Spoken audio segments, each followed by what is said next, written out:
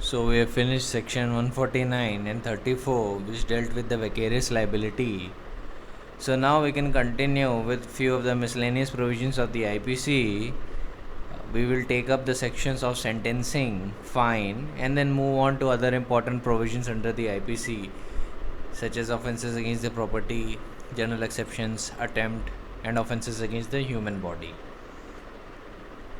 So before embarking on that journey, I would like all of you to refer to section 159. It talks about affray. It is a very minor point. It will take 1 or 2 minutes. What is affray? When two or more persons, by fighting in a public place, disturb the public peace, they are said to commit an affray. So immediately you are made aware by the section itself that you require two or more persons who are committing acts of violence in a public place, that too against each other, that would be considered as affray.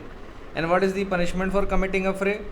Whoever commits an affray shall be punished with imprisonment for either a description of a term which may extend to 1 month, or fine which may extend to 100 rupees, or both. Remember that this is a very popular question in prelims.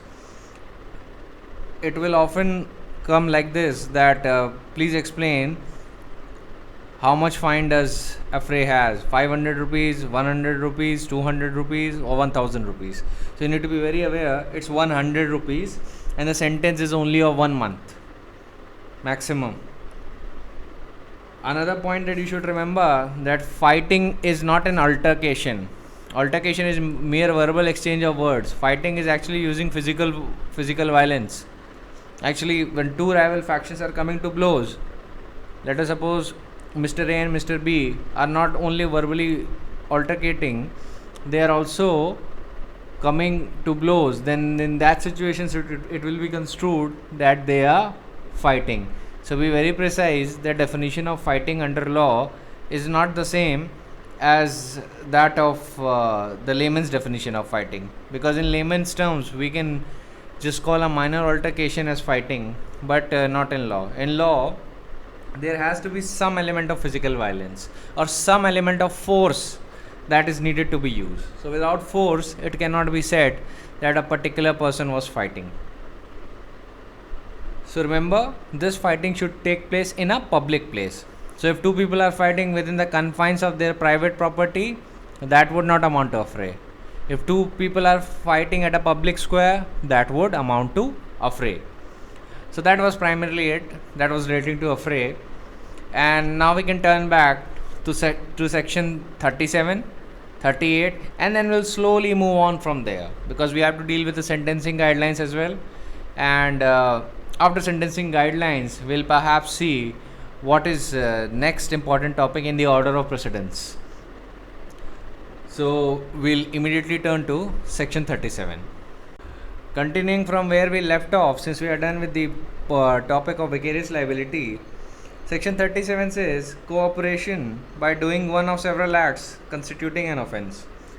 When an offence is committed by means of several acts, whoever intentionally cooperates in commission of that offence by doing any one of those acts, either singly or jointly with other person, commits that offence. So legislature has given you a few illustration in order to come to a conclusion that what is the scope of this section. Illustration A is A and B agree to murder Z by severally and at different times giving him small doses of poison. A and B administer poison according to the agreement with the intent to murder Z. Z dies from the effect of the several doses of poison so administered to him.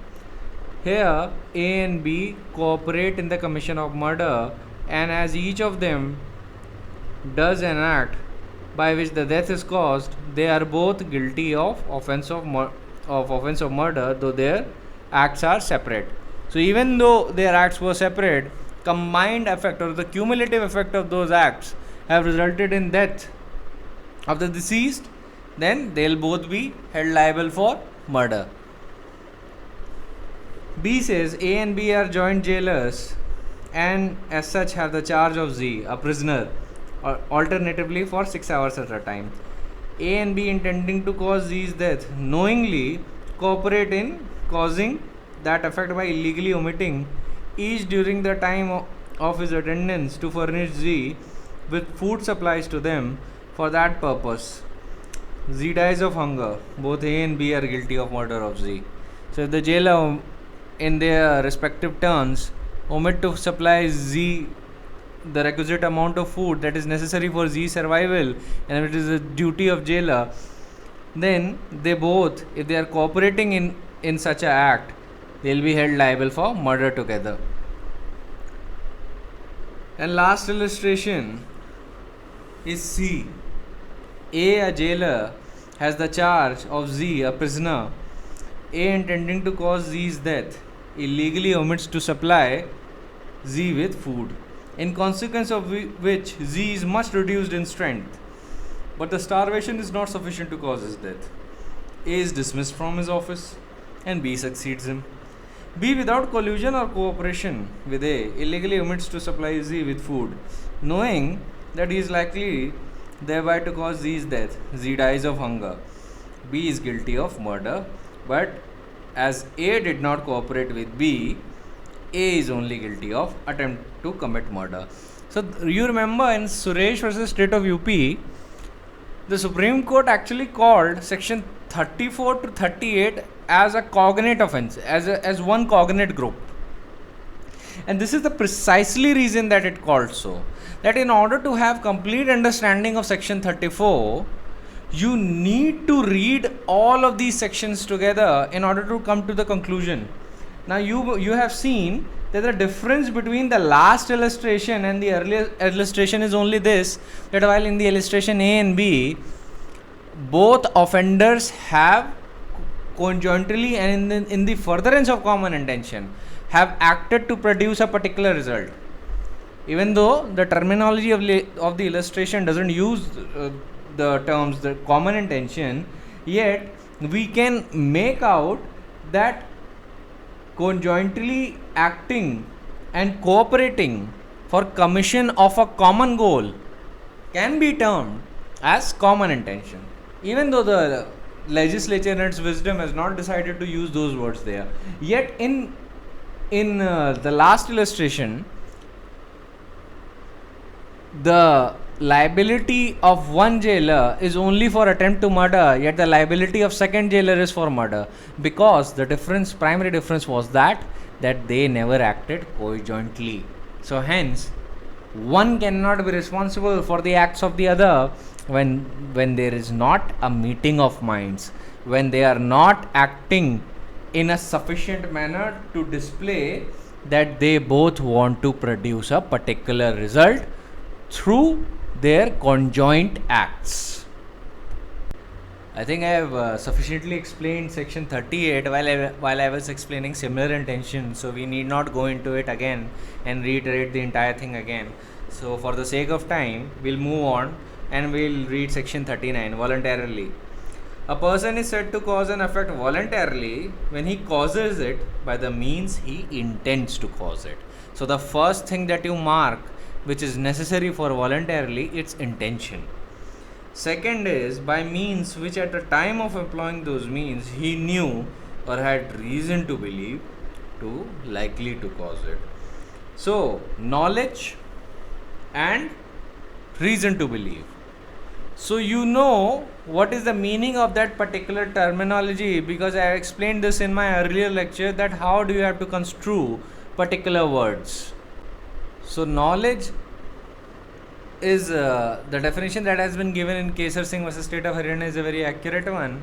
It is a bare state of awareness to which the human mind remains supine, yet the human mind is still aware of that situation, that this might happen even though the particular person does not intend to produce a particular result. Secondly, knowledge does not imply a mere possibility. It implies a probability to a level which borderlines on certainty. Alright, like if you drive a car on a very high speed at a busy roadway recklessly, you are likely to cause an accident. That is the state of knowledge, even though you do not intend to cause an accident. No ordinary man who has a grip on his senses would commit such an act that would go against his own well-being.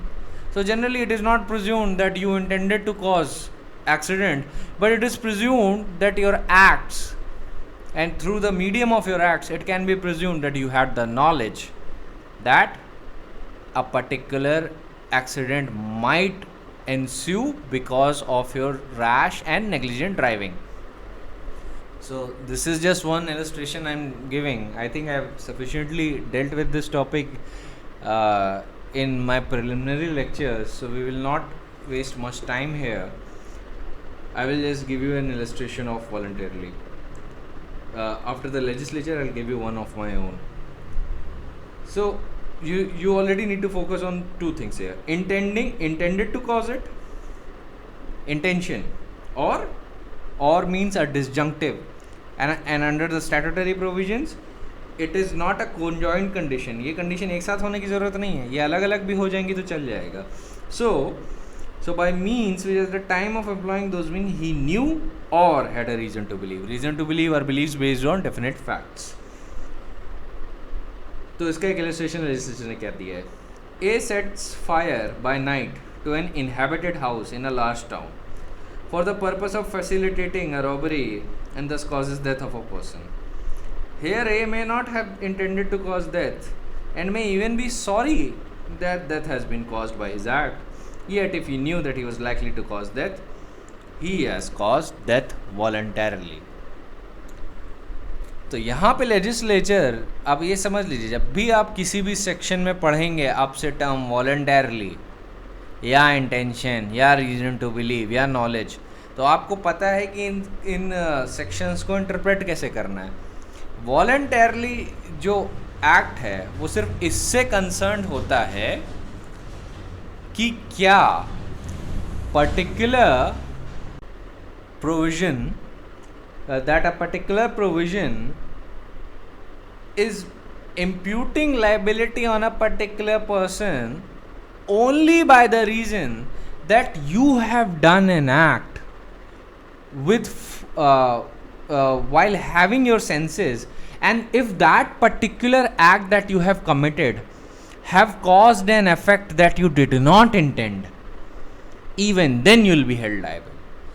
मतलब इसका simple सा मतलब इतना सा है कि अगर आप ऐसा कोई कृत्य करते हैं जिसका परिणाम कुछ ऐसा निकलता है जो आपने बिल्कुल भी एक्सपेक्ट नहीं किया था, it was beyond your expectation, even then law will say कि you will be responsible for the probable consequences that has been rendered due to your acts. तो वॉलंटरली के लिए बस ये ज़रूरी है कि आपने जो एक्ट की वो आपने अब एक इंटेंशन से की क्योंकि आप एक अफेक्ट कॉज करना चाहते थे. जैसे इलस्ट्रेशन के सेक के लिए व्यक्ति आग लगाना चाहता था, लेकिन उसको किसी को मारने का इंटेंशन नहीं था, वो तो रॉबरी फैसिलिटेट करना चाहता था. लेकिन उसके बाद भी अगर कोई आदमी मर गया तो लेजिस्लेचर उसके ऊपर लाइबिलिटी रख देगा. सेकेंडली, ये जो पॉइंट नेक्स्ट है जो बोलता है कि either employing those means which he knew or had a reason to believe. तो legislature ये भी कहता है if you have a reason to believe that death might be caused, or if you had a knowledge, even then you will be held liable even though you did not have the intention. तो यहाँ पे legislature ने voluntarily शब्द के अंदर तीनों चीज़ें cover कर दी हैं: intention, knowledge and reason to believe. दूसरा illustration मैं आपको इस पे देता हूँ. आप ऐसे मान लीजिए कि there is a thief.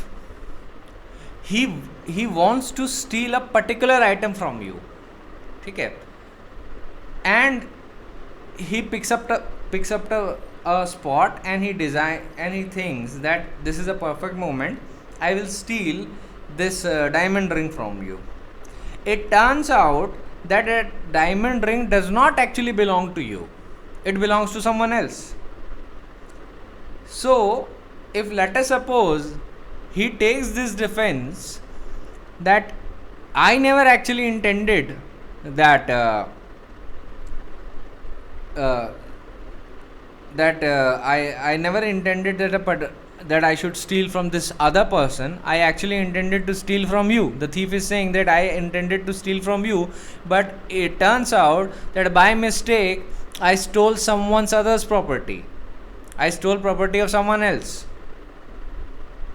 So in that situation, it could be reasonably be said that the intention of the thief was to produce a specific result, and that was to cause theft.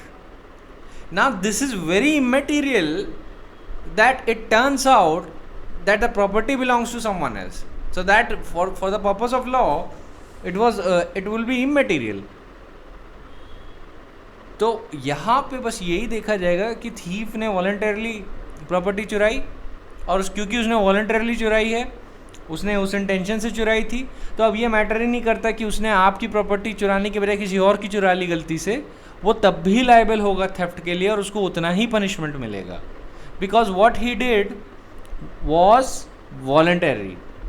ठीक है, और voluntary के अंदर intention आ जाता है, that is mens rea and your knowledge and reason to believe. So it is immaterial कि अगर उसने एक मिसकैलकुलेशन के चलते किसी और की प्रॉपर्टी स्टील कर ली, और जबकि वो प्रॉपर्टी किसी और की स्टील करना चाहता था. For the sake of my illustration, वो आपकी प्रॉपर्टी स्टील करना चाहता था पर गलती से उसने किसी और की कर ली. लेकिन even though voluntarily seems very wide, इसकी एक अपनी लिमिटेशन भी है. अब आप इसको ऐसे मत इंटरप्रेट कर लीजिएगा कि मान लीजिए कि एक आदमी एक बैग लेके जा रहा है और वो अपने किसी फैमिली मेम्बर के इलाज के लिए पैसा लेके जा रहा है. जो थीफ है वो पैसा चुरा लेता है. अब जब वो पैसा चुरा लेता है तो it turns out that he can not pay the hospital sufficiently. Hospital treatment करने से मना कर देता है. कॉन्सिक्वेंटली उसके रिलेटिव की डेथ हो जाती है. बाद में थीफ पकड़ा जाता है. तो क्या आप थीफ को मर्डर के लिए लायबल कर देंगे सिर्फ इस बात पे क्योंकि थीफ की एक्ट की वजह से ही ये डोमिनो इफेक्ट क्रिएट हुआ जिसकी वजह से एंड में एक पेशेंट की जान चली गई? The answer is no. देखिए, जो भी एक्ट की गई है ना, उसका डायरेक्ट और प्रोबेबल कॉन्सिक्वेंस वॉलंटरी की डेफिनेशन में आ सकता है. वो उतनी दूर का डोमिनो इफेक्ट उसकी कैटेगरी में नहीं आ सकता. इवन दो बिना थीफ की एक्ट किए हुए, मतलब थेफ्ट किए हुए, अगर थीफ अपनी एक्ट करता ही नहीं थेफ्ट की, तो ना वहाँ पे पैसा चोरी, ना वहाँ पे पैसा जाता. जो विक्टिम था जिससे पैसा लिया गया, जिससे पैसा चुराया गया, वो हॉस्पिटल को सफिशिएंटली दे देता, हॉस्पिटल ट्रीटमेंट कर देता और पेशेंट की जान बच सकती थी. लेकिन due to act of thief ऐसा नहीं हो पाया. Remember, there is a very strict principle of law जो कहता है कि किसी भी क्रिमिनल लॉ में लाइबिलिटी लाने के लिए the act must be causa causans, that is the direct cause, not causa sine qua non. तो लॉ ये कहता है कि डायरेक्ट और प्रोबेबल कॉन्सिक्वेंस के लिए आप किसी को लायबल कर सकते हो. आप उसको इनडायरेक्ट या और इम्प्रॉबेबल कॉन्सिक्वेंसेस जो एक रैशनल मैन सोच भी नहीं सकता है, उसके लिए लायबल नहीं कर सकते हो. तो इवन दो जो मैंने आपको इलस्ट्रेशन दिया कि अगर थीफ चुराता ना, तो हो सकता है एंड में पेशेंट की जान बच जाती, लेकिन क्योंकि थीफ ने पैसा चुरा लिया, तो ये जो थीफ की एक्ट है ना, एक तरीके से उस एक्ट का डायरेक्ट रिलेशन है उस बात से, क्योंकि इट इज़ अ साइन क्वा नॉन कॉज. साइन क्वा नॉन का मतलब एक एसेंशियल कॉज है. अगर यही कॉज ना हुआ होता तो बाकी के चेन ऑफ इवेंट्स ना होते. बट लॉ कहता है कि ये कॉजा कॉजेंस नहीं है, डायरेक्ट कॉज नहीं है. तो the thief will only be punish for theft. उसे मर्डर का सेंटेंस नहीं हो सकता यहाँ पे, ठीक है, क्योंकि वहाँ पे उसको इंटेंशन नहीं था और ना ही हैड अ नॉलेज, नाइदर ही हैड रीजन टू बिलीव. ना नॉलेज थी, ना इंटेंशन था, नाइदर रीजन टू बिलीव था. हाउएवर जो इलस्ट्रेशन दिया है, इलस्ट्रेशन में इसलिए व्यक्ति को लायबल किया गया है क्योंकि he has done an eminently dangerous act. किसी के घर पे आग लगाना या किसी एरिया पे आगजनी करना is an eminently dangerous act. Fire is a very dangerous substance. तो अगर वो ऐसा करता है जिसके चक्कर में कोई मर जाता है, तो लॉ ये बोलेगा कि you have done this act voluntarily and you intended to produce a particular result, then you should also be held liable for the knowledge that you could have foreseen that your act might cause death of a particular person, चाहे वो जो भी हो सकता है किसी की death cause कर दे, और आपने अगर रेकलेसली या रैशली सोचते हुए या रैशली एक्ट करते हुए आपने ऐसा नहीं किया, then it is entirely your fault. All right, so that was the only thing that is regarding voluntarily. You need to remember 3 things. It covers intention, knowledge and reason to believe. Now we come to definition of offense. So the IPC has given you definition of offense under section 40. So it simply says it denotes a thing punishable by this code. मतलब IPC में जो punishable है, जिसकी सज़ा दी हुई है, वो offense है. और फिर आपको एक पर्टिकुलर इंस्टेंसेस देता है, एक list like 221, 222, 223, 224 etcetera. Ignore that, आप सीधे सेकंड पार्ट पे आइए.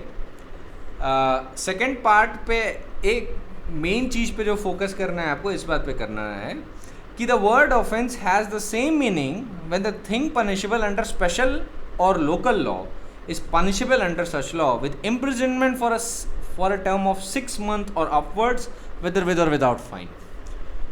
तो प्राइमरली आईपीसी ये भी कह रहा है कि just ignore the list for now जो आईपीसी ने दी है, कि अगर स्पेशल और लोकल लॉ में कोई ऐसा ऑफेंस है जो 6 महीना या उससे ज़्यादा से पनिशेबल है, तो वो भी ऑफेंस की कैटेगरी में आएगा, चाहे उसमें फाइन हो या ना हो.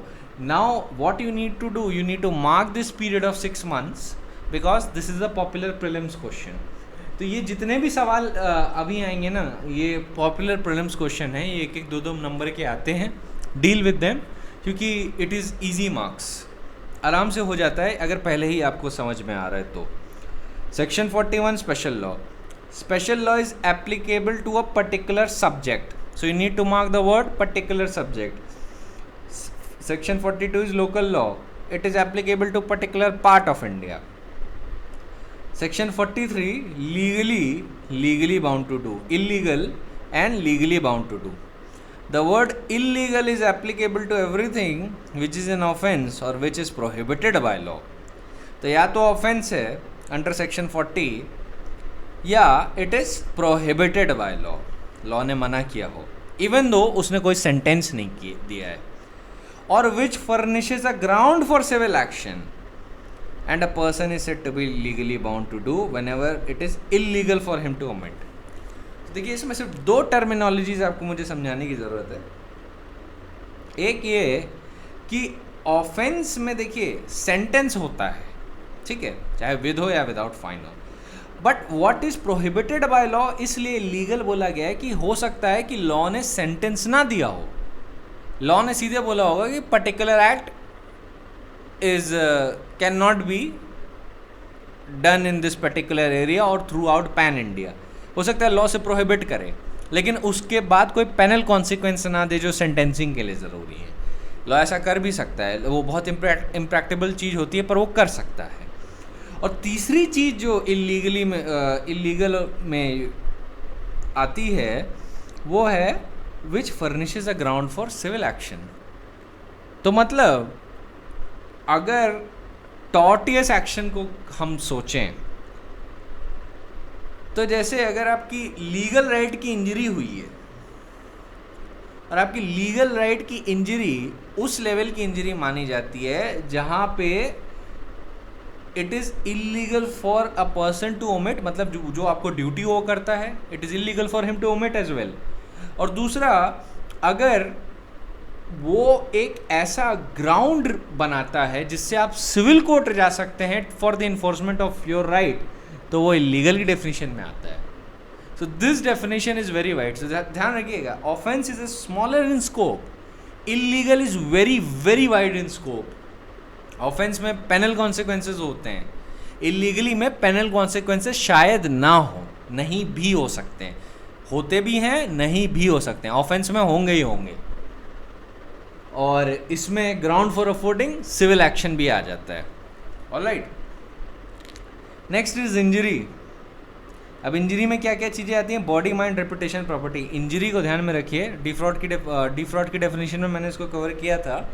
ये cheating, criminal breach of trust में बहुत काम आएगा जब when I take up that topic, offences against the property. Then is life. The word life denotes life of a human being unless the contrary appears from the context. 46 is death. Death is death of a human being. 47 is animal, living creature other than human being. 48 is vessel. Denotes anything made for the conveyance of water by human beings, or by water of human beings or of property. So imagine a situation like a ship or a cargo ship that would be construed as a vessel. ज़्यादातर लोग vessel का मतलब वो समझते हैं कि जैसे water का कंटेनर. वो वाटर का कंटेनर के सेंस में नहीं यूज़ हुआ है, वो ये शिप को रेफ़र किया जाता है, जो उसका मोस्ट आर्केक फॉर्म है. That is use to refer to ships which is use for transporting either human beings और एनी कार्गो और प्रॉपर्टी.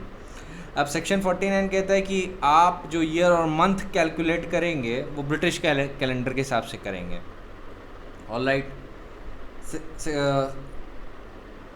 सेक्शन 50 कहता है कि सेक्शन क्या है. The word section denotes one of the portions of the chapter of this code which are distinguished by prefixed numeral figures. 51 oath. The word oath includes solemn affirmation substituted by law for an oath, and declaration required or authorized by law to be made before a public servant or to be used for the purpose of proof whether in a court of justice or not. मान लीजिए आप court में जब statement देते हैं during the course of trial, आप sworn statements देते हैं. और अगर जनरली कोर्ट की प्रोसीडिंग्स में चाहे वो इंक्वायरी स्टेज की हों चाहे वो ट्रायल स्टेज की हों, जनरली एक्सेप्शनल सिचुएशंस की बात नहीं कर रहा, पर जनरली आपको स्वॉर्न स्टेटमेंट्स देने पड़ते हैं जिस पे रिलाई किया जा सके. तो वो सोलोमन स्टेटमेंट होते हैं. अगर आप उससे मुकरे ना तो आप पे परजरी का चार्ज लग सकता है. और sworn statements can be used for either corroboration और contradiction generally, either by the prosecution or by the defense as the case may be, depending on the situation. अगर प्रोसिक्यूशन ने दिया है तो डिफेंस कॉन्ट्रडिक्शन के लिए यूज़ करेगा, और अगर डिफेंस ने दिया है स्वॉर्न स्टेटमेंट तो प्रोसिक्यूशन उसको कॉन्ट्रडिक्ट करने के लिए अपना एविडेंस देगा. तो depending on the factual scenario इस स्वॉर्न स्टेटमेंट का यूसेज फैक्ट और सर्कमस्टेंसेस के हिसाब से चेंज करता है. लेकिन 51 इज ओनली कन्फाइंड ये बताने के लिए कि ओथ में क्या क्या आता है. ये इंक्लूसिव डेफिनेशन है, ये एग्जॉस्टिव डेफिनेशन नहीं है. Alright, because apart from this you also have the oaths act 1969 which provides for the usage and swearing of oaths. वो बताती है कि जनरली आप जजेस या मैजिस्ट्रेट्स के सामने ओथ ऑफ अफर्मेशन ले सकते हैं, और उसके लिए हाई कोर्ट और स्टेट गवर्नमेंट उसके लिए रूल्स बना सकती है. अपार्ट फ्रॉम दैट सेक्शन 4 उसका देखिएगा. I think I should read you section 4 of the oaths act 1969. वो सिर्फ इतनी सी बात कहती है रिलेटिंग टू विटनेसेस कि all witnesses oath of affirmation shall be made by the following persons, namely all witnesses, that is to say all persons who may lawfully be examined or give or be required to give evidence by or before any court, or having by law consent of the parties authority to examine such person or receive such person. तो जो भी person lawfully examine हो रहे हैं या required to give हैं evidence to the court, तो वो ओथ पे देंगे.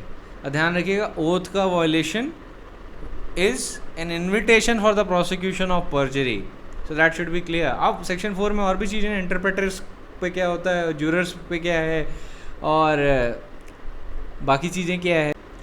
So that is not relevant for the purpose of examination, but इतना जान लीजिए, शॉर्ट में बता दूँ, ओथ और सोलोमन अफर्मेशन में अंतर होता है. जनरली जब आप ओथ लेते हैं तो you take oath in the name of God. So if you are a religious person, you will take oath in the name of God. But if you are not, let us suppose you are an atheist, you do not believe in the existence of God, how can you take oath then? So you will make a solemn affirmation, testifying it as a matter of your own integrity.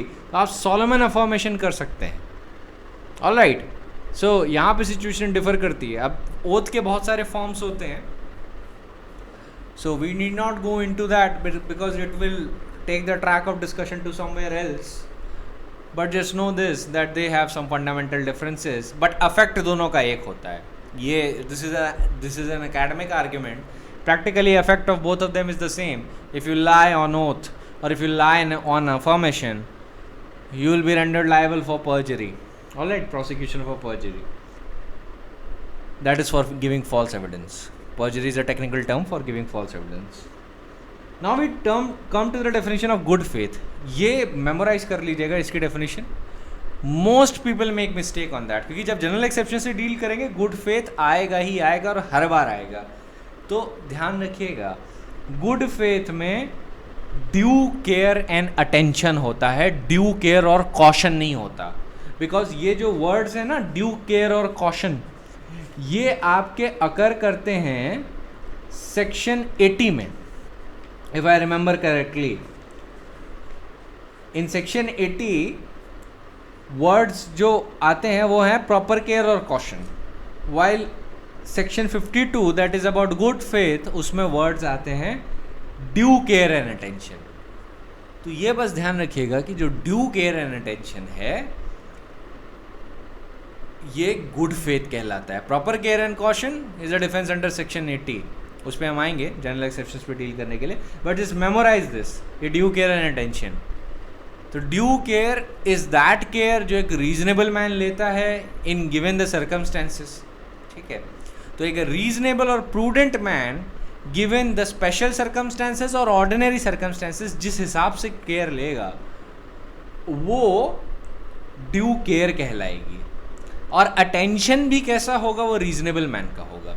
किसी एकदम perfectionist का attention या due care नहीं देखी जाएगी, एक reasonable man की देखी जाएगी. Then we come to the definition of harbour.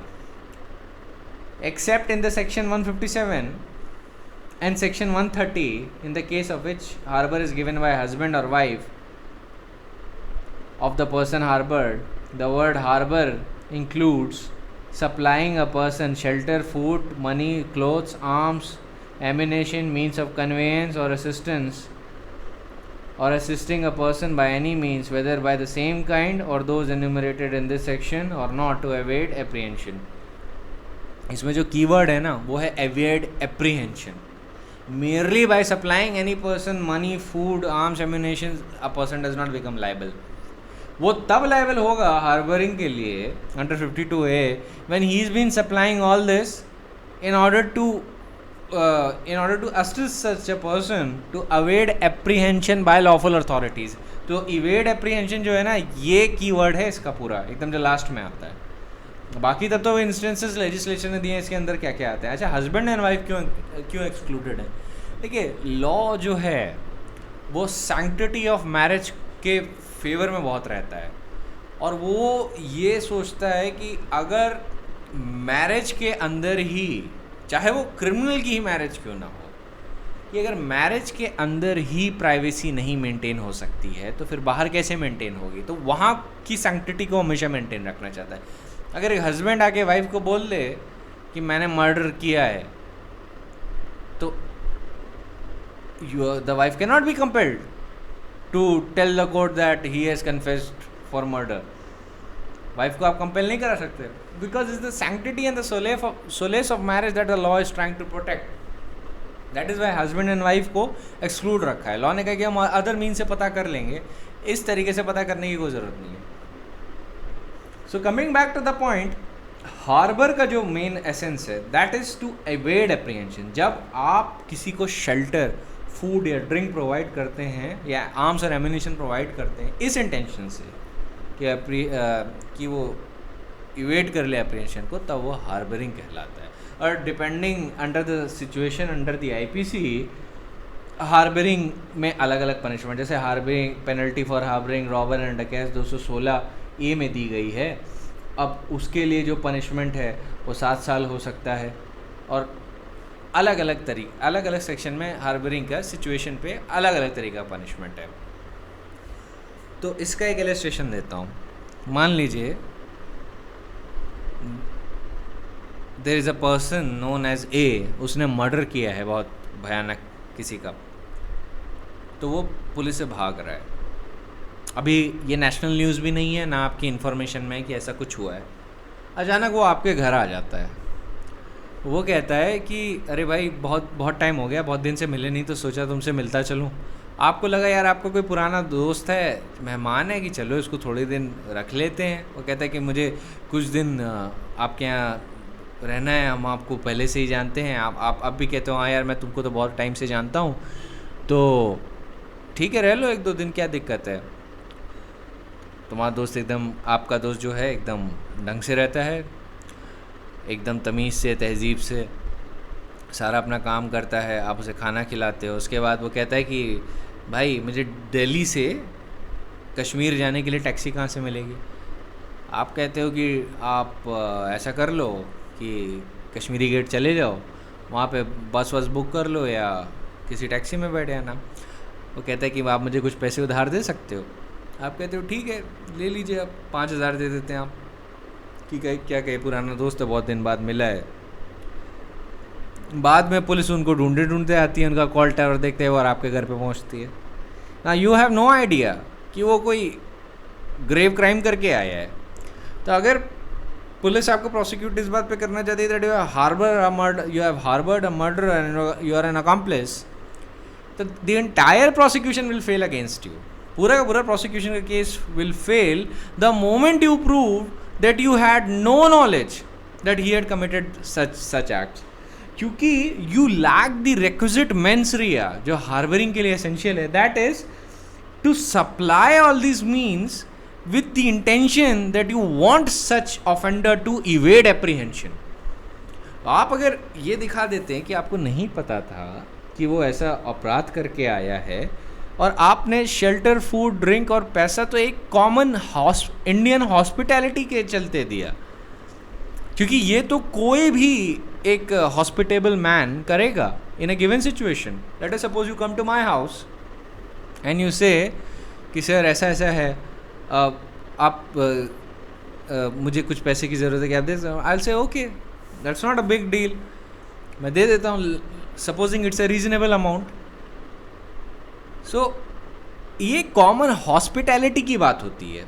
अब यहाँ पे ये भी देखा जाएगा कि भाई उसके आपके रिलेशन इतने पुराने थे, आपने उसके चलते कॉमन हॉस्पिटैलिटी में ये सब किया, तो यहाँ पे रिकॉर्ड पे ये नहीं आ रहा है कि what you have done has been done with the intention to make the offender evade apprehension। वो आपका इंटेंशन नहीं था। Your intention was to supply hospitality to a very old friend, so the law will not punish you here। However, we'll turn this situation। Now let us suppose कि a person has committed an offense somewhere in let us suppose Tripura, and he comes to Delhi and stays in the house of A. A is well aware that the offender has committed an offense in Tripura. He supplies him some money and says, you should leave India at all cost, otherwise police will apprehend you. He gives him some food, he gives him some ticket for Nepal, and he tells him that okay, take this amount of money and you just rush for Nepal border. In this situation, what this person has done, A, in our illustration, he has committed this particular act to make sure that the offender evades apprehension. Here he will be liable for harboring. Now, depending what is the offense that the offender has been charged with, A for the case of our illustration can be charged with harboring that offender and will be punished accordingly. Let us suppose that offender was a dacoit. A will be charged for harboring a dacoit. The penalty is under section 216A. Alright, so that is the only thing about harboring. There is nothing much in it. Now we'll come to the point of punishment. So what is punishment? See, punishment is the penal consequence that follows once a person commits an act which is prohibited by law. And IPC prescribes 6 types of punishment. The third type is actually repealed, but for the sake of simplicity, it is often said that the IPC has 6 types of punishment. Practically, it shouldn't say that. So first is death, second is imprisonment for life, third has been repealed, that was transportation. Andaman Nicobar या cellular से jail भेज देते थे, तो वो सब बंद हो गया. Fourthly, imprisonment which is for 2 description, namely rigorous, that is with hard labor or simple. So rigorous में आपको जो टीवी पिक्चरों में देखते हैं ना कि वो पत्थर तोड़वाए जा रहे हैं, चक्की पिसवाई जा रही है, वो रिगरस इम्प्रिजनमेंट होता है. लेकिन मॉडर्न डे में बहुत सारी चीज़ें और होती हैं, जैसे कि कारपेंटरिंग वर्क होता है, स्कैफोल्डिंग वर्क होता है, कुछ बहुत कंस्ट्रक्टिव कामों पे जेलर्स रखते हैं और प्रिजन अथॉरिटीज़ रखती हैं. तो वो जो हार्ड लेबर होता है, it is a means of penance that a person needs to undergo in order to purge the crime that he has committed. Fifthly is forfeiture of property, and sixthly is fine. So now next in important, before coming to the nuances and dealing with some of the things that what is contained in fine या community service में क्या हो सकता है, we'll just read quickly the important sections. Commutation of death sentences. So in every case in which the sentence of death has been passed, the appropriate government may, without the consent of the offender, commute the punishment for any other punishment provided by under this code. So this section 54 and section 55 has to be read with section 432 and 433 of CRPC. And consequently you have to read it with 433A as well. So just write down in the brackets, has to be read with section 432 to section 435, because that is the entire chapter dealing with the commutation, suspension and remission of sentences under the CRPC. Alright. So section 55 says commutation of sentence of imprisonment of life. In every case where the sentence of imprisonment of life has been passed, the appropriate government may, without the consent of the offender, commute the punishment or imprisonment for either a description of a term not exceeding 14 years. तो simple सी बात इतनी सी कह रही है commutation को लेके कि अगर मान लीजिए अप्रोप्रिएट गवर्नमेंट को लगा, अप्रोप्रिएट गवर्नमेंट एक एक्सप्रेशन है जिसके अंदर स्टेट गवर्नमेंट और सेंट्रल गवर्नमेंट दोनों आ जाती है, डिपेंडिंग ऑन किसके जुरिसडिक्शन के खिलाफ क्राइम कमिट हुआ है. तो लेट अस सपोज कि एक ऐसे लॉ का वायलेशन हुआ है जिसमें स्टेट की एग्जीक्यूटिव पावर एक्सटेंड करती है और जिसमें स्टेट की लेजिस्लेटिव पावर एक्सटेंड करती है और स्टेट की एग्जीक्यूटिव पावर एक्सटेंड करती है. तो इस केस में the state will be the appropriate government will grant commutation. और जनरली आईपीसी के भी मैटर में भी state government is the authority which grants commutation and और रिमिशन जनरली आईपीसी के सारे मैटर्स में. Why? Because if you look at the concurrent list of the constitution, you will see the criminal law and the criminal procedure. I think that is in respectively list 3, entry 1 and 2. Please cross check it, because I am just speaking from the basis of memory, on the basis of memory. But the criminal law, IPC and criminal procedure falls under the list of concurrent list. So generally it is the state government which is the sanctioning which is the authority which grants the commutation and remission. तो यहाँ पे तो सिर्फ commutation की बात की गई है, लेकिन सेक्शन 432 में सस्पेंशन और रिमिशन की भी बात की गई है और सेक्शन 433 में कम्यूटेशन की बात की है. सब्सटैंशिव प्रोविजन ऑफ कम्यूटेशन तो आईपीसी में है.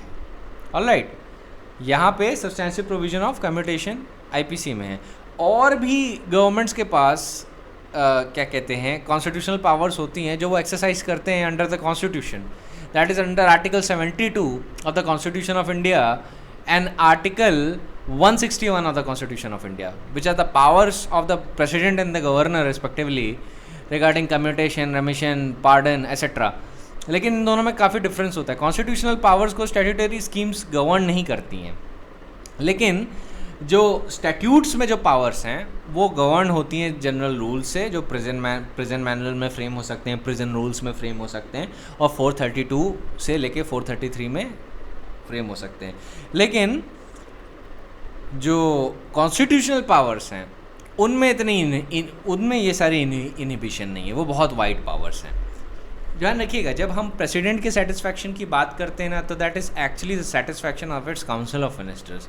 तो जो पार्डन प्रैक्टिकली जब भी आप देखेंगे कि जो पार्डन की पावर एक्सरसाइज हो रही है प्रेसिडेंट की, या कम्यूटेशन और रिमिशन की, under article 72, not under section 433 of the CRPC, article 72, तो वो एक्चुअली होम मिनिस्ट्री की रिकमेंडेशन पे होती है। तो होम मिनिस्ट्री एक्चुअली डिसाइड करती है कि क्या करना है क्या नहीं करना होता है। President acts in accordance with that advice. Similarly यही सिचुएशन होती है गवर्नर की भी सिमिलरली, लेकिन when they exercise their power under the constitution, they are not at all bound by the provisions of the CRPC और IPC। वहाँ पे थोड़ा रूल्स ऑफ द गेम अलग है। लेकिन CRPC और IPC में एक बार स्टैट्यूट के अंडर जब आप काम कर रहे हैं तो आपको उनके हिसाब से चलना होगा।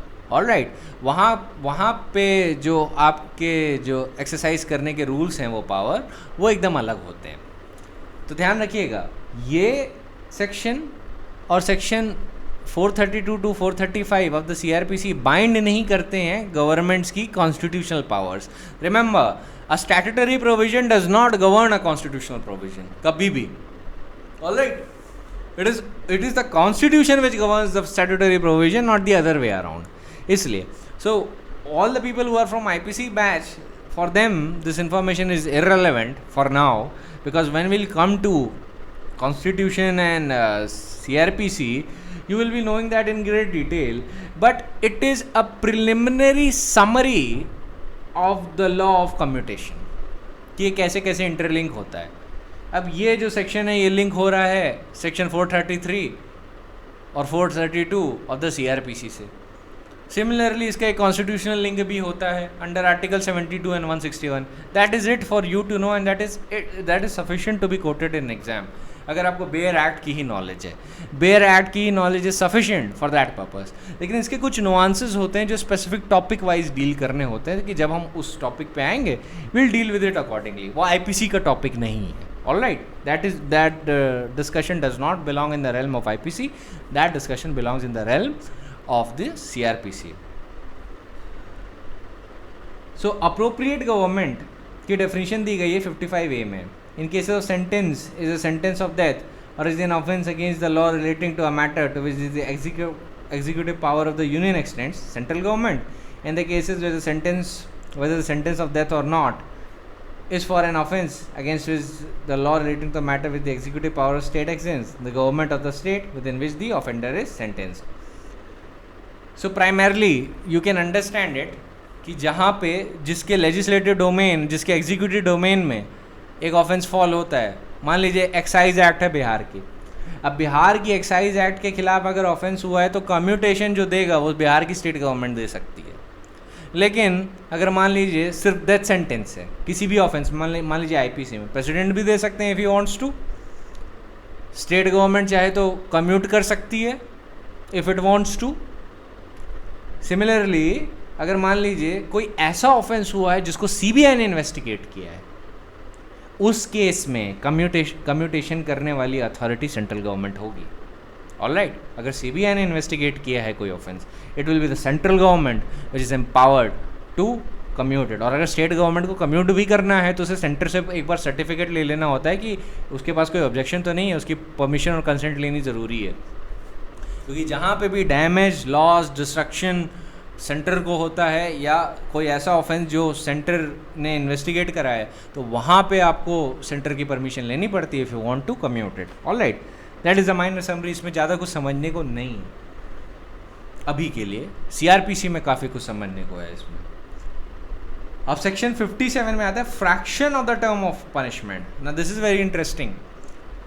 आप इसका जो 14 साल है ना कम्यूटेशन का, और fractions of the term of life imprisonment, वो 20 साल माने जाते हैं। जैसा कि सेक्शन 57 ने एग्जैक्टली लिखा है कि fraction of the terms of punishment. तो अक्सर लोगों को ये बड़ी कन्फ्यूजन होती है कि लाइफ इम्प्रिजनमेंट का मतलब होता है कि 14 साल, कुछ लोग कहते हैं लाइफ इम्प्रिजनमेंट का मतलब होता है 20 साल। और वो होता क्या है ना, that is defective knowledge of the procedure, जिसकी वजह से वो एक ऐसे कमेंट पास करते हैं। लाइफ इम्प्रिजनमेंट का मतलब लाइफ इम्प्रिजनमेंट होता है, alright, and there is a sufficient catena of decisions by the Supreme Court unanimously saying that ये जो मिथ है ना लाइफ इम्प्रिजनमेंट 14 या 20 साल होता है, ये बिल्कुल भी गलत, ये पूरी तरीके से गलत है। Life imprisonment means imprisonment throughout the ordinary life of the offender। जो भी कन्विक्ट हुआ है, whoever has been sentenced, तो prisoner की ordinary life जब तक एक्सपायर ना हो जाए वो लाइफ इम्प्रिजनमेंट है। बट कम्यूटेशन 14 साल तक के लिए हो सकता है अगर डेथ सेंटेंस है, या लाइफ इम्प्रिजनमेंट को भी बदल सकते हैं, ये गवर्नमेंट का डिस्क्रेशन है। और फ्रैक्शन जो 20 साल का है वो क्या होता है? अब देखिए, मान लीजिए कि किसी ने कोई ऐसा ऑफेंस कमिट किया जो मान लीजिए लाइफ इम्प्रिजनमेंट से ही पनिशेबल है, अटेम्प्ट किया है, वो ऑफेंस पूरा नहीं हुआ, तो आप जानते हैं कि जब ऑफेंस कंप्लीट हो जाता है तो आप पूरी सज़ा दे सकते थे, पर जब ऑफेंस अटेम्प्ट हुआ है तो मतलब that has not been committed fully. अगर वो पूरी तरीके से कंप्लीट नहीं हो पाया तो अटेम्प्ट ही हुआ है, तो उसको पूरी सज़ा तो आप लाइफ इम्प्रिजनमेंट की दे नहीं सकते। तो ऐसे में जब आपको कैलकुलेट करना हो आधा देने के लिए, क्योंकि अटेम्प्ट में अक्सर जो एक नॉर्म है कि जितना भी वो है let us suppose main sentence है, उसका हाफ ले लिया जाता है, half of it is taken as a base value. तो सेक्शन 511 कहता है कि जहाँ पे भी कोई एक्सप्रेस प्रोविजन आईपीसी ने नहीं बता के रखा है कि इस केस के, इस ऑफेंस के अटेम्प्ट पे कौन सी सज़ा होगी, जैसे अटेम्प्ट टू मर्डर पे तो बता रखा है कि क्या सज़ा होगी, लेकिन मान लीजिए कोई ऑफेंस है जिस पे नहीं बता रखा है, बहुत सारे ऑफेंस है जिस पे नहीं बता रखा है, तो वहाँ पे यू रीड इट विद बटा 511। Always you take the substantive offence and then you read with section 500।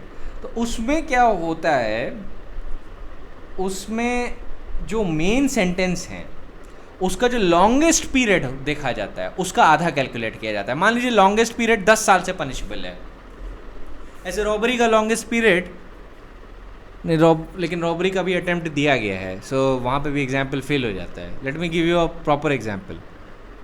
Late us suppose we take for example I think section 325 of the IPC, that is causing punishment for causing grievous hurt voluntarily।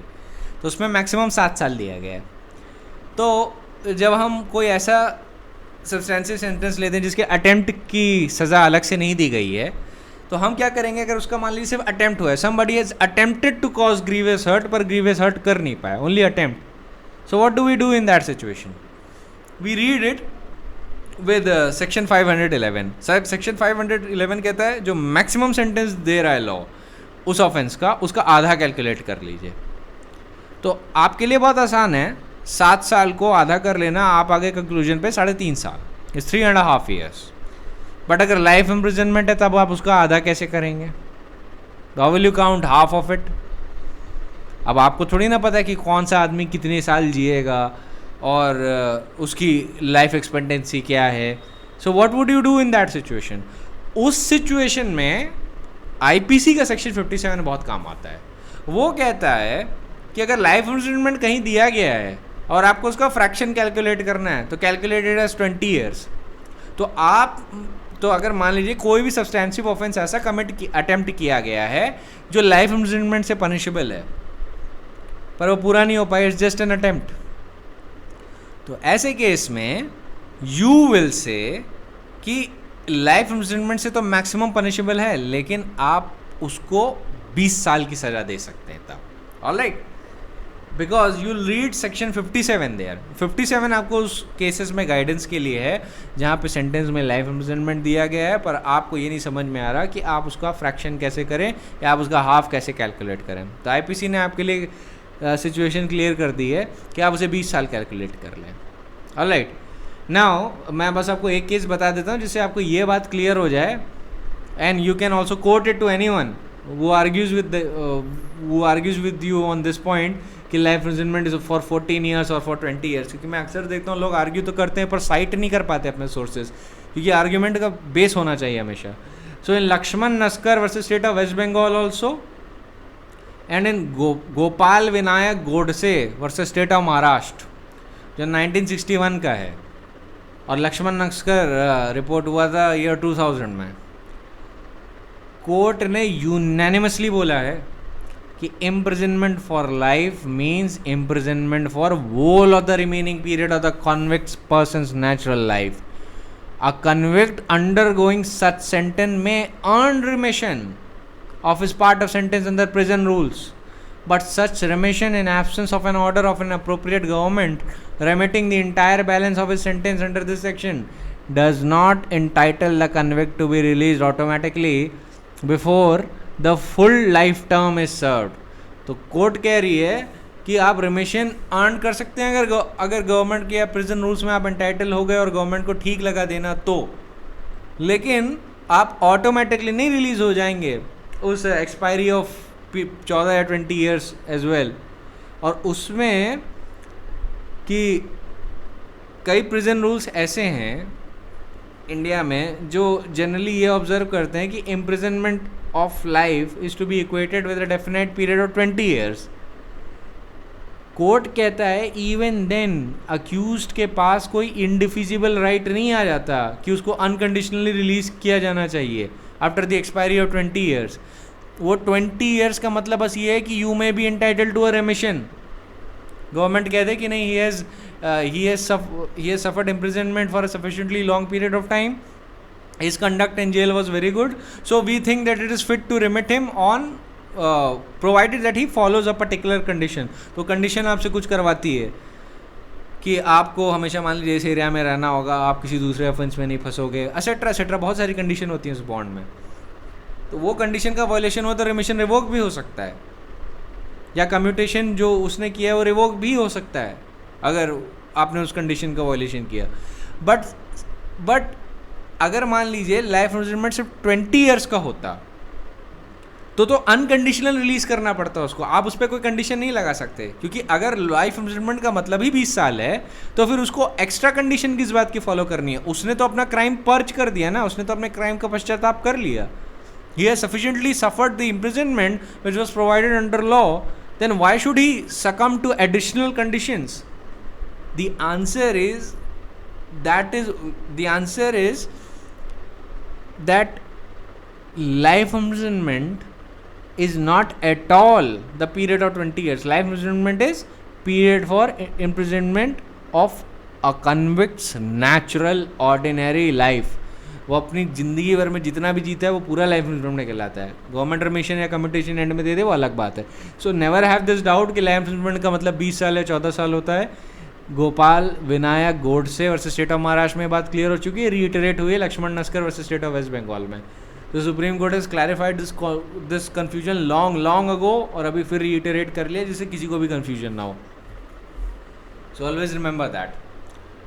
अब कुछ general मैं sentencing guidelines बता देता हूँ कि देखिए जब भी जज सेंटेंस करता है ना तो ऑब्जेक्ट ऑफ सेंटेंसिंग क्या होता है. The object of sentencing is to protect the society and to deter the criminal in achieving the avowed object of law by imposing appropriate sentence.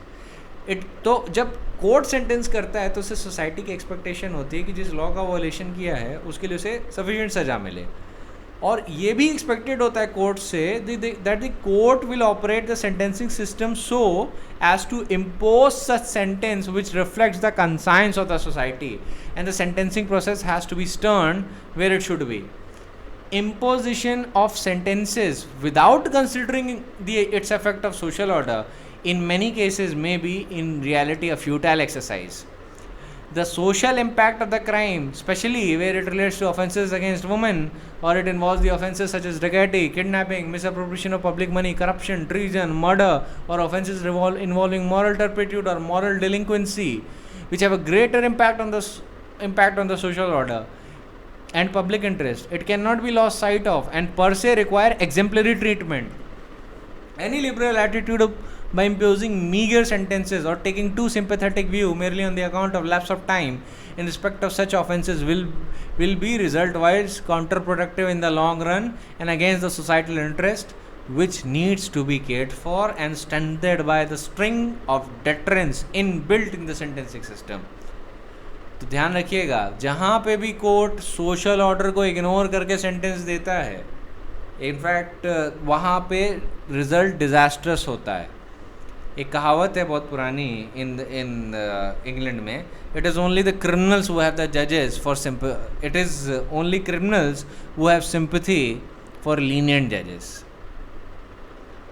And इसका एक दूसरा वर्जन भी है, it is only the criminals who respect the lenient जजेस. इसमें क्या होता है, वो ये कहावत सिर्फ इसलिए है क्योंकि जो जजेस हार्डकोर क्रिमिनल्स पे छोटा मोटा फाइन लगा के या छोटा मोटा सेंटेंस दे के उनको छोड़ देते हैं, वो सोसाइटी में एक ऐसा इफेक्ट और फियर साइकोसिस क्रिएट कर रहे हैं जिससे जो सोशल ऑर्डर है सोसाइटी का वो इफेक्ट होता है. आई इमेजिन अ सिचुएशन कि there is this hardcore murderer, he has committed multiple murders, let us suppose 40 murders.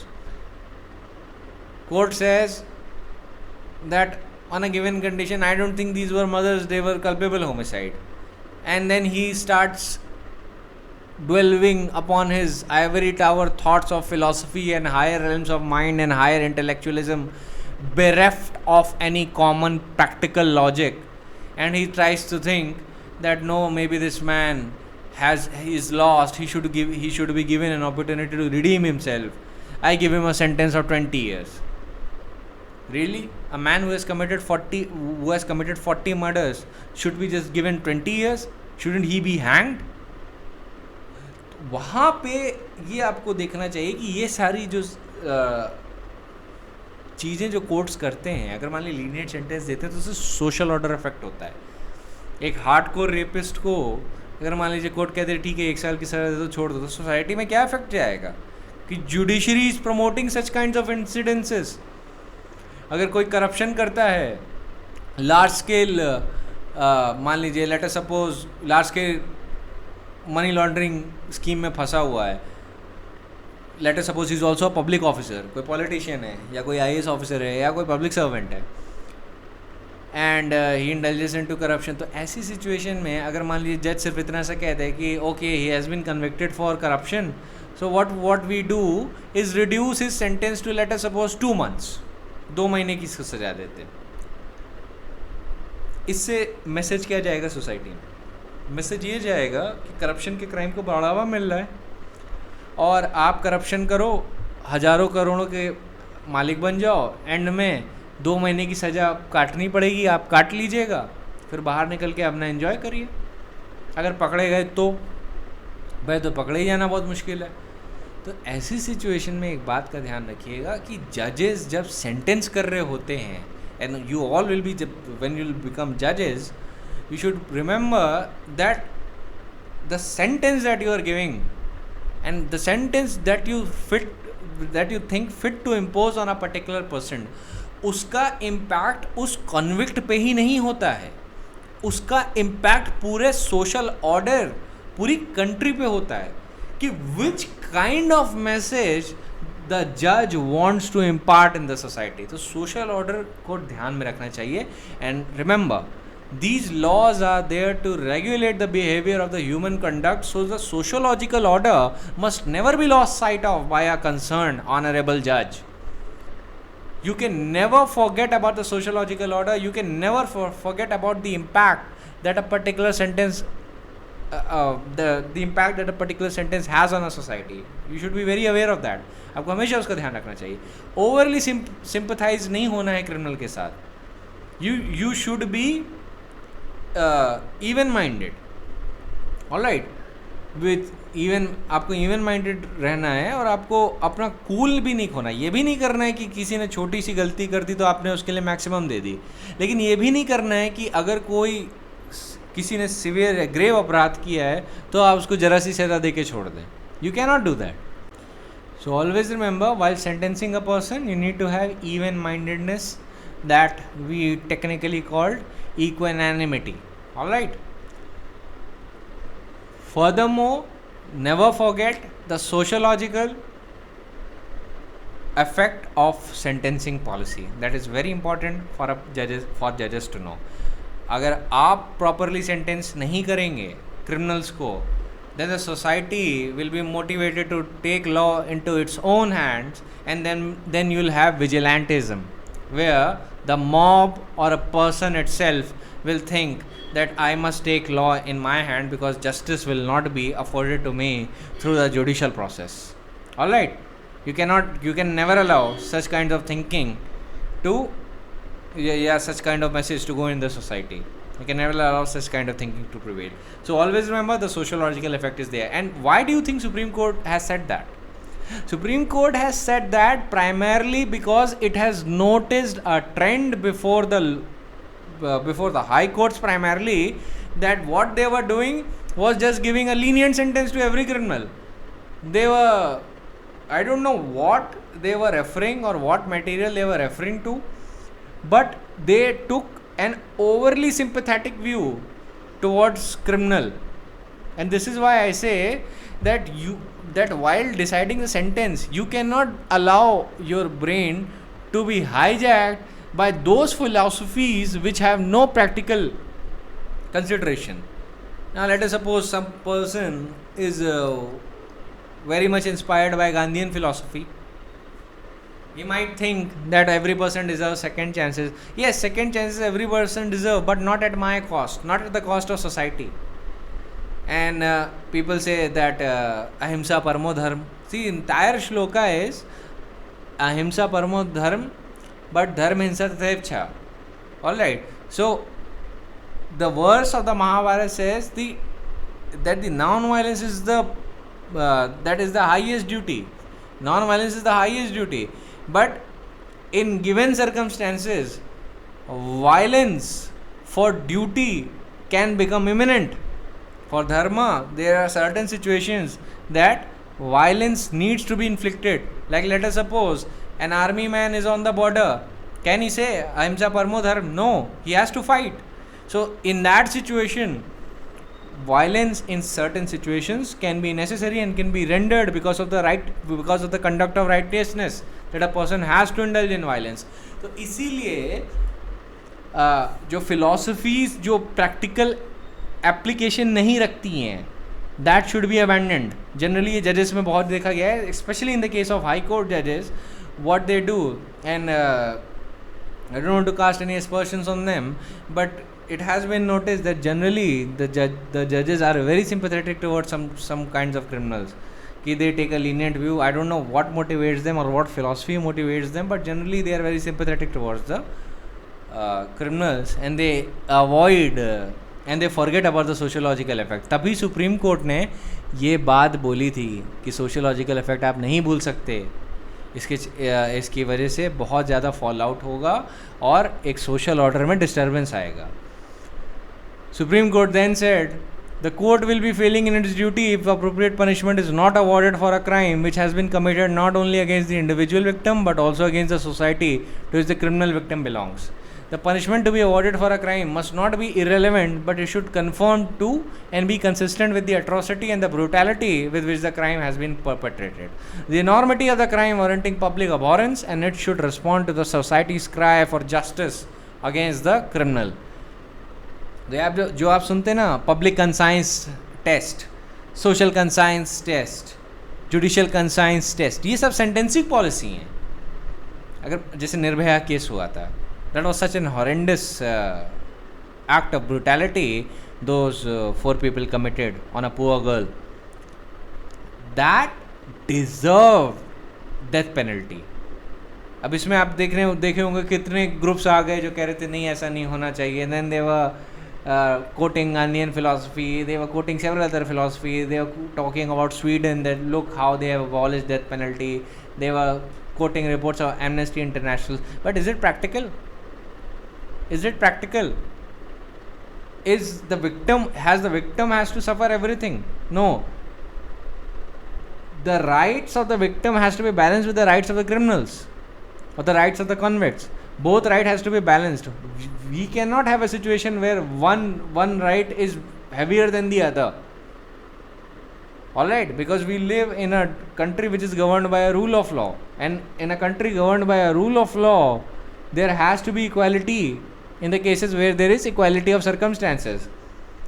So if the victim is subject to brutality, is subject to violent atrocity, it is the duty of the court to impose such a sentence on the convict which commensurates with the amount of atrocity and the brutality that he has inflicted, in order to respond to the society's cry for justice against the criminal.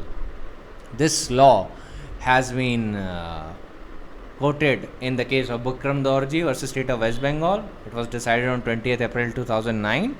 Similarly, another one was, the position was reiterated on the same year in the state of MP versus Kashiram. So this thing needs to be primarily remembered. लेकिन बस इसका मतलब ये भी मत समझ लीजिएगा कि आपको हर केस में ग्रेव सेंटेंस इम्पोज करना है. Remember what I tell you, equanimity of mind. अगर मान लीजिए किसी ने ब्रेड चुराई है क्योंकि वो भूखा था, तो ऐसे केस में आप उसको हाईएस्ट थोड़ी ना सज़ा दे देंगे 3 साल की.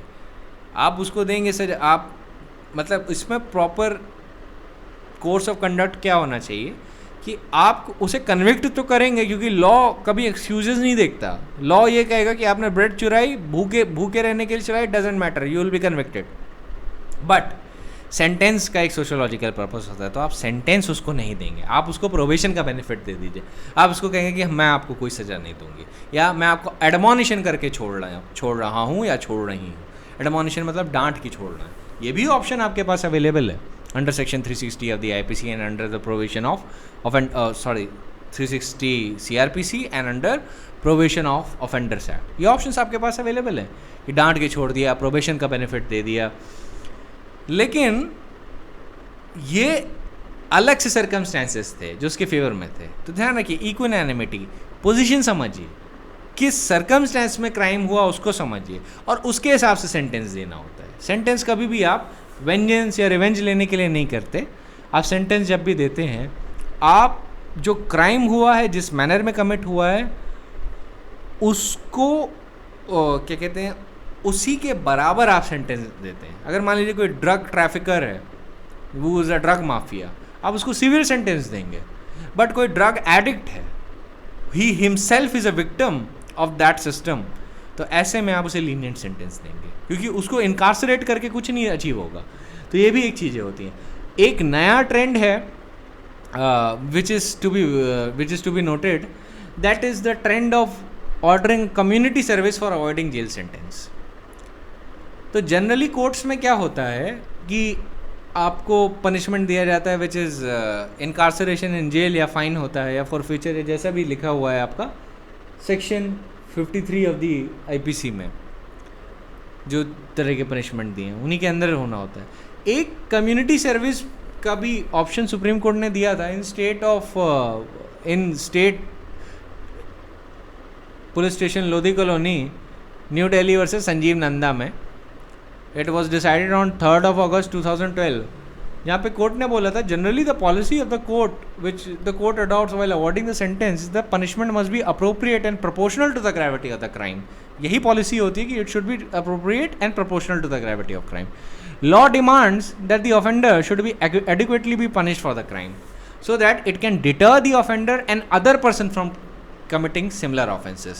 तो deterrence effect क्रिएट करने के लिए बहुत ज़रूरी होता है कि आप उसको sufficient सजा दें. Nature and the circumstances of the offense, the need for the sentence imposed to reflect the seriousness of the offense, to afford adequate deterrence to the conduct of the person, to the conduct of the person, to protect the public from such crimes, are certain factors to be considered while imposing the sentence. But there might be cases where the serving the society would actually would actually be more beneficial for the person rather than incarcerating him. So that can be achieved by ordering community service for avoiding jail sentence. Now the Supreme Court observed in this case that convicts in various countries now voluntarily come forward to serve the community, especially in the crimes relating to motor vehicles. मान लीजिए गाड़ी accident हो गया गलती से, rash and negligent driving कर रहे थे, तो ऐसे केस में इफ़ लीनियंट सर्कमस्टेंसेस आपके फेवर में है और सर्कमस्टेंसेस एग्रेवेटिंग नहीं है, मिटिगेटिंग सर्कमस्टेंसेस आपके फेवर में, तो कोर्ट आपको कम्युनिटी सर्विस का भी ऑर्डर दे सकता है, जेल सेंटेंस नहीं देगा. वहाँ पे बोलता है serving the society is not actually a punishment in real sense, but it is a situation where the convicts pays back to the society which he ओज.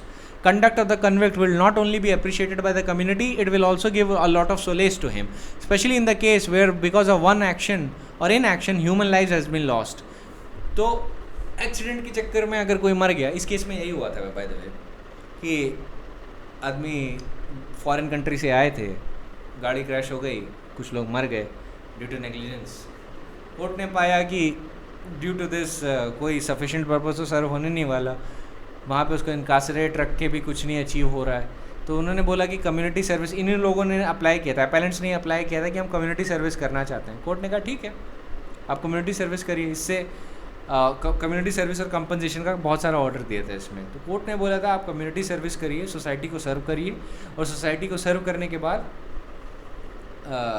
आप एक अच्छे मार्ग पे चलिए, so that such incidents do not occur again. तो court ने बोला कि हमारा काम रिवेंज लेना ही नहीं है, हमारा काम डिटरेंसी क्रिएट करना नहीं है, हमारा काम तो रिफॉर्म भी है. तो कोर्ट ने ये ऑब्जर्व किया कि अगर हम कम्युनिटी सर्विसेज से कराते हैं तो रिफॉर्म भी अच्छा होगा, ऊपर से सोसाइटी अप्रिशिएट भी करेगी इसके एक्शन. और ध्यान रखिए, ये जो कोर्स ऑफ एक्शन है ये आप हमेशा फर्स्ट टाइम ऑफेंडर्स पे यूज़ कर सकते हैं, क्योंकि जो फर्स्ट टाइम ऑफेंडर्स होते हैं ना, वो कभी क्राइम कमिट करना नहीं चाहते जनरली. कुछ सिचुएशन और हालात ऐसे हो जाते हैं कि पर इग्नोरेंस और पर रेकलेसनेस ऐसी सिचुएशंस हो जाती है जहाँ पे वो क्राइम के ट्रैप में फंस जाते हैं. तो जो फर्स्ट टाइम ऑफेंडर्स हैं, जिन्होंने कोई ग्रेव क्राइम नहीं कमिट किया है, उनसे छोटा क्राइम हो गया है या कोई मीडियम लेवल का क्राइम हो गया है, तो उस सिचुएशन में rather than giving jail term to him, you can also order community service for avoiding jail sentence. ये सुप्रीम कोर्ट ने किया था in the case of state police station Lodhi colony New Delhi versus Sanjeev Nanda. Alright, so यहाँ पे लेके यही main facts थे. Similarly Vijayan versus Sadanand के अनदर में जो सुप्रीम कोर्ट है, यही सिचुएशन बोलता है कि आप चाहो तो कंपनसेशन भी उनको दे दीजिए under section 357(3) of the CRPC, rather than sentencing him for fine. आप उसको सीधे कह दीजिए कि आप कंपनसेशन भी दे दीजिए, जिससे विक्टिम को जो भी नुकसान हुआ है फाइनेंशियल और due to expenses of litigation वो भी कवर हो जाए. तो ये भी जजेस के ऊपर मैंडेट है कि वो वाइल सेंटेंसिंग अ पर्सन, चाहे वो सेंटेंस भी कर रहे हो या ना भी सेंटेंस कर रहे हो, तो ऐसे केस में सेक्शन 357 बड़ा लिबरली एक्सरसाइज करें. That has also been mandated by the courts. Always remember that there are 5 primary sentencing theories. ठीक है, 5 प्राइमरी होती हैं. एक होती है deterrent theory.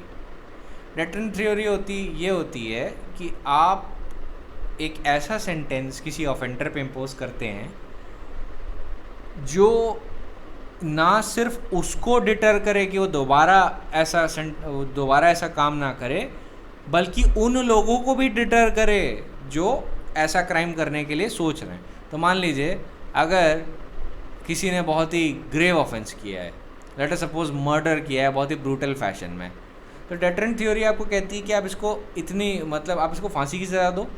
Rarest of rare पे नहीं जा रहा अभी मैं, आप इसको फांसी की सज़ा दो, और जिससे ये मैसेज सोसाइटी में भी जाए कि जो ऐसा काम करेंगे उनके लिए डेथ सेंटेंस अवेट कर रहा है. रॉबरी किसी ने की एक बहुत ही गरीब परिवार के साथ, तो और एग्रेवेटिंग सर्कमस्टेंसेस इतने ज़्यादा हैं, तो डेटरेंट थ्योरी कहती है आप इसको इतना हाई पनिशमेंट दो जिससे सिर्फ यही ना डेटर हो, बाकी लोग भी डेटर हो जाए. तो मान लीजिए 10 साल की सेंटेंस दे दिया, 10 का 10 दे दिया रॉबरी में. अगर 10 साल का सेंटेंस दे दिया, that is the maximum punishable generally robbery simpliciter में. अगर सनराइज़ या सनसेट के रात में अगर कर दिया रात में अगर रॉबरी कमिट हो जाती तो 14 साल बन जाता है. तो मान लीजिए रॉबरी सिंप्लिसिटर की दिन में तो मैक्सिमम अगर 10 साल से वो पनिशेबल है तो जज 10 साल का 10 साल भी दे दे by following deterrent theory. Deterrent theory का पर्पस बस इतना सा होता है कि सिर्फ ऑफेंडर को ही डिटर नहीं करना है, दूसरों को भी डिटर करना है जो ऐसा क्राइम कमिट करना चाहते हैं। सेकंड पे आती है आपकी रिफॉर्मेटिव थ्योरी। रिफॉर्मेटिव थ्योरी आपकी कहती है कि जो एम है लॉ का वो है क्रिमिनल को रिफॉर्म करना। आप उसको सेंटेंस दो पर ऐसा भी मत दे दो कि उसको लगे कि सोसाइटी के दरवाजे अब उसके लिए हमेशा बंद ही हो गए हैं, क्योंकि इससे हो सकता है वो क्राइम की दुनिया की तरफ और चला जाए। क्यों ऐसा होगा? क्योंकि अगर अक्यूज्ड को कन्विक्ट को अगर ऐसा लग गया कि now society will never accept him, then he will fall back upon those who will accept him, that is the criminals. तो वो और क्राइम में जाएगा। तो लॉ चाहता है कि क्राइम ना कमिट हो, तो उसके लिए वो रिफॉर्मेटिव थ्योरी का भी सहारा ले सकता है कि अगर उसे लगता है कि नहीं, he was a product of circumstances, ये जनरली अच्छा आदमी है पर इससे गलती हो गई है, या फर्स्ट टाइम ऑफेंडर है, या there is a room for reform, या ये बदल चुका है, तो लॉ चाहता है कि एक पर्टिकुलर व्यक्ति को अपनी गलती का एहसास हो और वो एक अच्छा आदमी उभर के आए सेंटेंस से। तो सेंटेंस थ्योरी वो जो एक आदमी को रिफॉर्म करना चाहती है, जो बदलना चाहती है उसे, जो क्राइम के रास्ते से उसे हटाना चाहती है और एक सोसाइटी में एक आइडियल सिटीजन जिस व्यक्ति को बनाना चाहती है, वो रिफॉर्मेटिव थ्योरी है। तो इंडिया में रिफॉर्मेटिव थ्योरी और डेटरेंट थ्योरी का मिक्स फॉलो होता है। जहाँ पे देखा जाता है रिफॉर्मेशन के चांसेस हैं, वहाँ रिफॉर्मेटिव थ्योरी फॉलो की जाती है। जहाँ देखता है कोर्ट रिफॉर्मेशन के चांसेस नहीं है, वहाँ डेटरेंट थ्योरी फॉलो की जाती है। अगर मान लीजिए किसी गिवन सिचुएशन में रिफॉर्मेटिव थ्योरी और डेटरेंट थ्योरी कन्फ्लिक्ट कर जाते हैं, तो कोर्ट डेटरेंट थ्योरी को फॉलो करेगा, रिफॉर्मेटिव को नहीं, अगर कन्फ्लिक्ट कर रही हैं। लेकिन जनरली क्या होता है, कन्फ्लिक्ट नहीं करती हैं, बहुत रेयर इंस्टेंसेस होते हैं जहाँ पे कन्फ्लिक्ट हो रहा होता है। तो जनरली कोर्ट के सामने ये होता है कि वो रिफॉर्मेशन को थोड़ा ज़्यादा पेडेस्टल पे उठाए और डेटरेंट को तब उठाए जब क्राइम इतना ग्रेव है कि बाकियों को भी डिटर करने की ज़रूरत है। जैसे लेट अस सपोज रेप है, डकैती है, रॉबरी है, मर्डर है, इसमें आप जनरली इसमें कोर्ट की जो पॉलिसी होती है जनरली डेटरेंट होती है। It is a mix of deterrent and reformative, but leaning towards deterrent more. Then we come to the retributive theory. Retributive theory वो हामुराबीज कोड ऑफ लॉ से ही आप जान सकते हैं, जो बड़ी सिंपल सी है, an eye for an eye and tooth for a tooth. तो आपने जो पेन विक्टिम पे पहुंचाया है वही पेन आपके साथ होना चाहिए। तो the penalty given will be equivalent to the grievance cause by the person and और जो विक्टिम ने पेन सहा वो ऑफेंडर को भी सहना पड़ेगा। तो it is akin to the karmic law. आप जैसा करोगे वैसा भरोगे, आपने जैसा कृत्य किया आपके साथ वैसा ही होगा। सो रेट्रीब्यूटिव थ्योरी इतना हमारे यहाँ फॉलो नहीं होती है। रेट्रीब्यूटिव थ्योरी का सिंपल सा मतलब है बदला लेने वाला होता है। जब आदमी बदला लेता है ना, he is not acting by the way of justice. वो बदला जब आदमी लेने की कोशिश करता है तो वो वही पेन इन्फ्लिक्ट करता है दूसरे पे जो उस पे इन्फ्लिक्ट हुआ है। तो इंडिया में रेट्रीब्यूटिव थ्योरी नहीं फॉलो होती है, रिफॉर्मेटिव और डेटरेंट फॉलो होती है। एक और है प्रिवेंटिव थ्योरी। प्रिवेंटिव थ्योरी क्या होती है? This theory actually realize that if the offender repeats criminal act, let us suppose it is punishable with death, transportation or imprisonment, then in that situation उसको ऐसा punishment देना चाहिए कि वो उसको दोबारा commit कर ही ना सके। अब ये शरिया लॉ कंट्रीज में हो सकता है, प्रिवेंटिव थ्योरी वहाँ पे बहुत फॉलो होती है। जैसे चोरी की तो आपके हाथ काट दी, now you will be forever prevented from stealing a loaf of bread.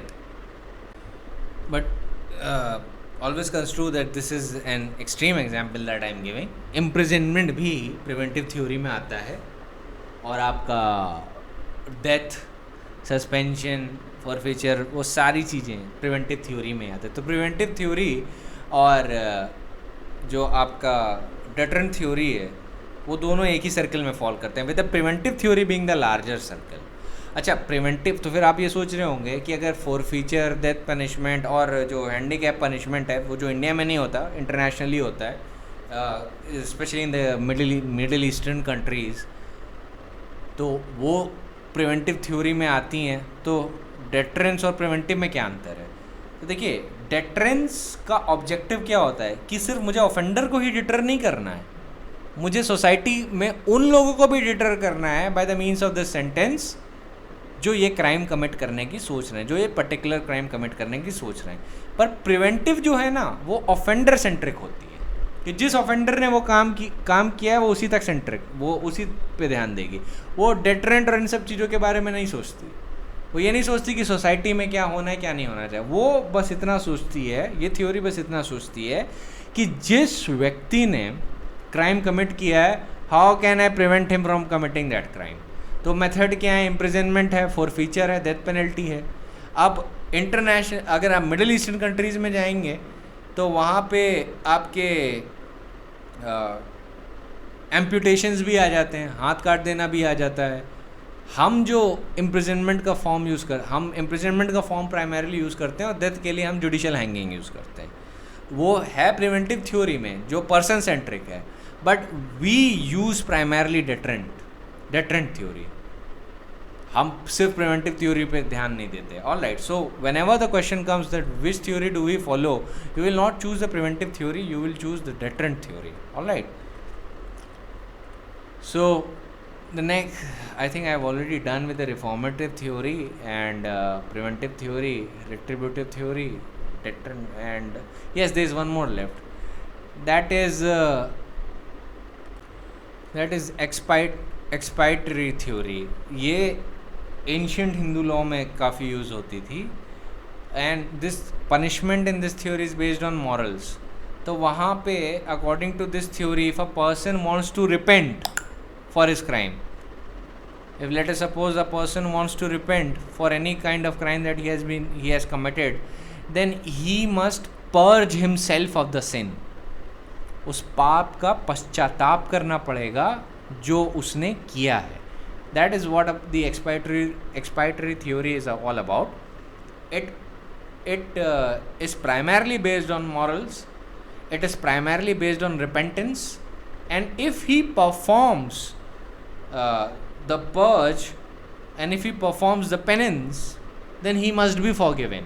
अब इसके अंदर बहुत सारी चीज़ होती है। पेनेंस में क्या क्या हो सकता है? It can include performing fasting, uttering of mantra, and it can even include burning oneself to death depending on the crime that a person has committed.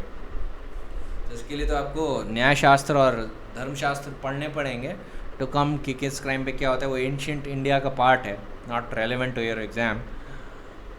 So primarily ये भी एक थ्योरी थी। एक थ्योरी और है, that is theory of compensation, कि ये एक एडिशनल मॉडर्न थ्योरी है जो कहती है कि if you have let us suppose inflicted pains on victim, inflicted atrocities upon victim, then you have to also compensate that victim. We have recognized this aspect of compensation that has been incorporated under section 357 and 357A of the CRPC. Primarily they have been incorporated under those two sections.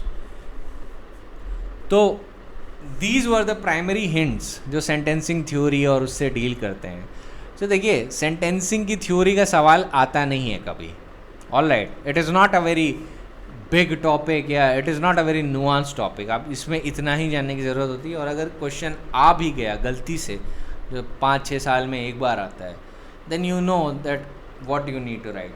4 major theories, deterrent, your reformative, retributive, preventive, ये 4 major हैं। 5th है आपकी एक्सपाइटरी।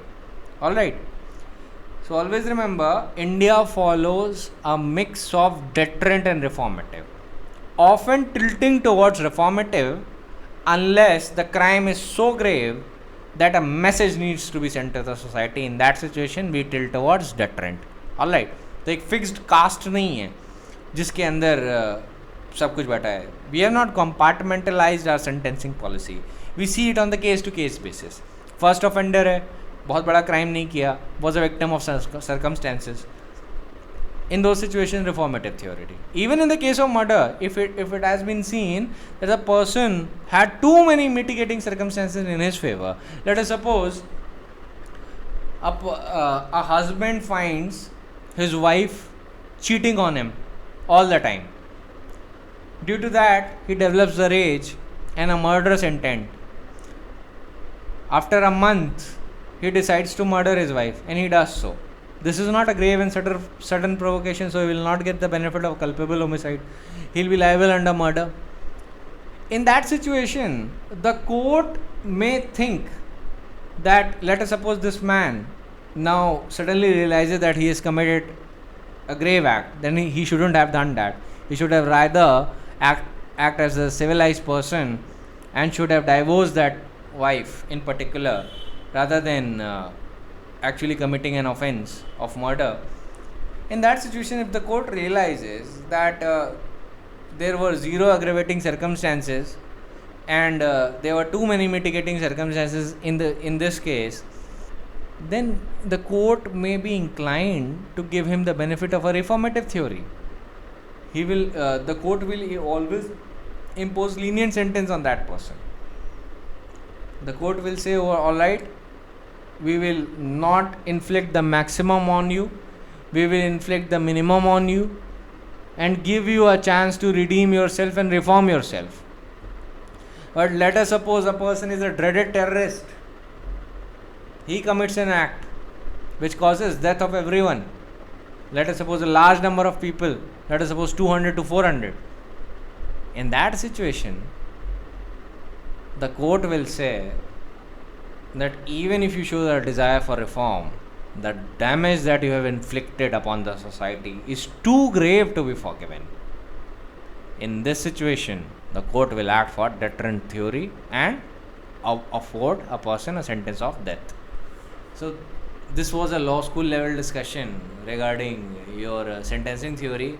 See, personally, I wouldn't like to discuss on it, but since from the point of view of the exams, this kind of question might come in 7 or 8 years at least once, and we wouldn't know when. So in that situation, I thought that I should tell you about it. Primarily, this was it relating to the sentencing theory.